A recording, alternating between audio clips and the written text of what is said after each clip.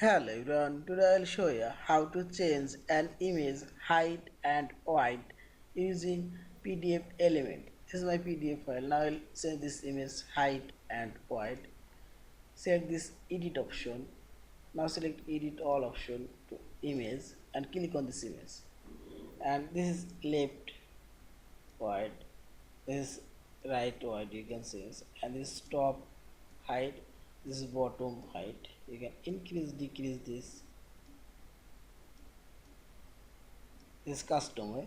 Also you can increase decrease this height and weight remaining same ratio. Yeah, and now click right button for properties. You can manually change custom. You can put height and make it 8 and wide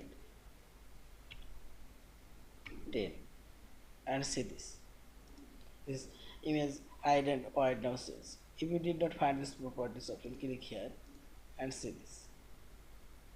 You close it and select it, you'll find this option. Yeah, this is, and finally select this file option, save or save as PDF file. Thank you for watching. Please subscribe, like, share and comments.